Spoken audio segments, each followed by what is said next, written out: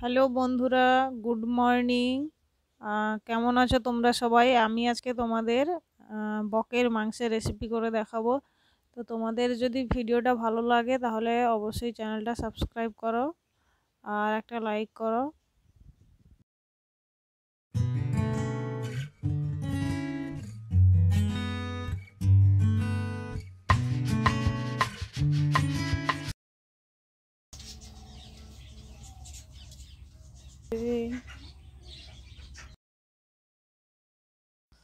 তো হ্যালো বন্ধুরা, এটা দেখতে পাচ্ছ, আর এটা বড় বক পাখি। আর এই যে দুটো ছাড়ানো হয়ে গেছে। আমি এখানে আদা রসুন আর এগুলো ছাড়াচ্ছিলাম, তো প্রায় ছাড়ানো শেষ হয়ে গেছে আর এগুলোর একটাও হয়ে গেছে। আর আমি এখন রান্নার কাছে চলে এসেছি। আলুটা আমি এখন ভেজে নেব। তোমরা পুরো ভিডিওটা দেখতে থাকো, খুব ইন্টারেস্টিং হচ্ছে ভিডিওটা। আর কারা কারা বক পাখির মাংস খেয়েছো তো এটা আমাকে কমেন্টে লিখতে যেন ভুলো না। আর এখানে আমি লবণ দিয়ে দিচ্ছি, দেখতেই পাচ্ছ। আলুটা ভেজে নেওয়ার সময় লবণ দিয়ে দেবো, আর মাংসটা যখন আমি হাত দিয়ে সব মশলা দিয়ে মেখে নেবো তখনও ওইটাতে ওর আন্দাজ মতন লবণ দিয়ে দেবো। তো এখানে হলুদ গুঁড়ো এখন দিয়ে দিচ্ছি। তো ভিডিওটা দেখতে থাকো, বুঝতে পারবো আমি কী কী দিচ্ছি।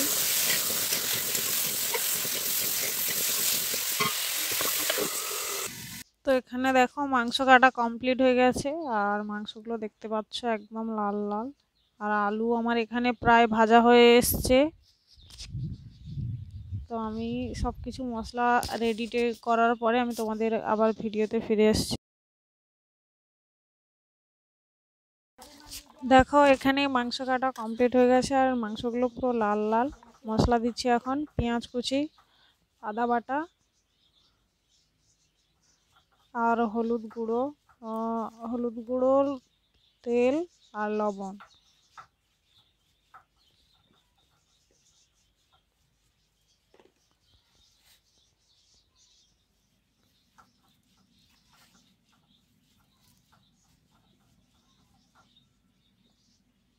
আমার এখানে সবগুলো দেওয়া কমপ্লিট হয়ে গেছে, দেখতে পাচ্ছ। আর এখন আমি ভালো করে হাত দিয়ে মেখে নেব। ভালো করে চটকে চটকে করে মেখে নিতে হবে।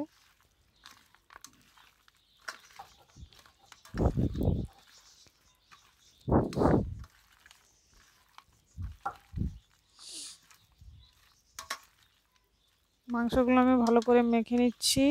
আর মেখে নেওয়ার পরে 5 মিনিট কি 10 মিনিট একটু ওয়েট করতে হবে। আর এখানে আমার আলু ভাজা হয়ে গেছে, মশলাও রেডি। আর মশলাগুলো কি কি বলে দিচ্ছি দেখো: রসুন বাটা, আদা বাটা, পেঁয়াজ বাটা, আর পেঁয়াজ কুচি, হলুদ আর লঙ্কা গুঁড়ো, আর এই যে সব ফোড়ন কি কি দেওয়া হয়েছে: শুকনো লঙ্কা, জিরে, আর একটু চিনি, তেজপাতা, আর এখানে লবণ।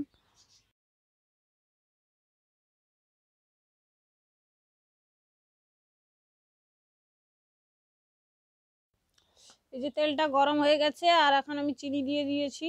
আর বাদ বাকি ফোড়নগুলো সব দিয়ে দেবো। তোমরা ভিডিওটা দেখতে থাকো, দিলে বুঝতে পারবে যে আমি কি কি দিচ্ছি। আগে তো তোমাদের দেখিয়ে দিয়েছি কি কি মশলা দিচ্ছি।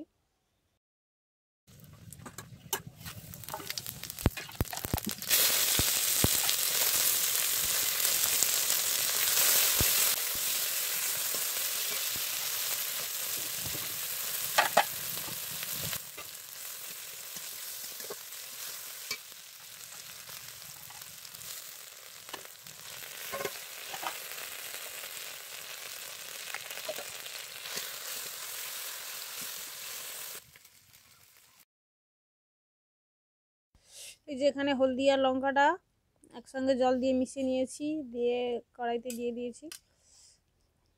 এতে এরকম দিলে কালারটা ভালো আসে।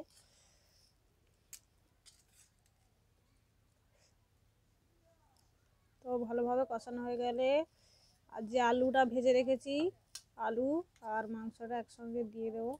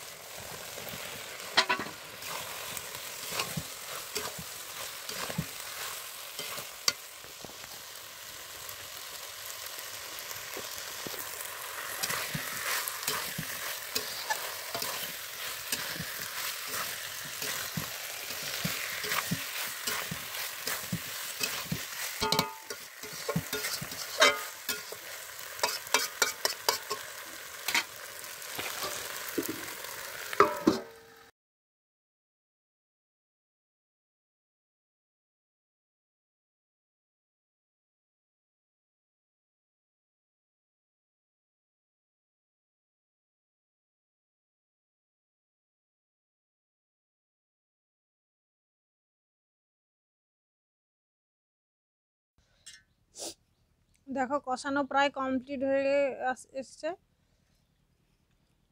এরপর আমি জলটা দিয়ে দেবো।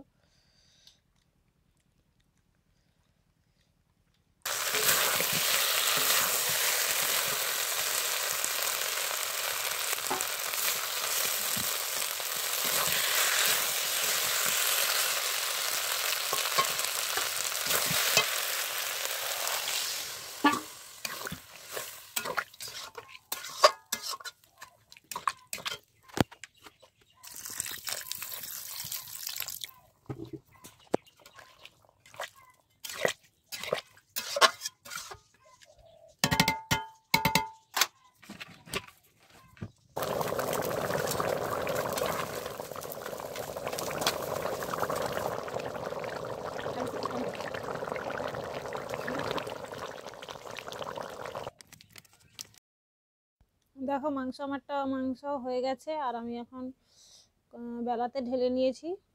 চিকেন মশলাটা এবার উপর থেকে ছড়িয়ে দেবো।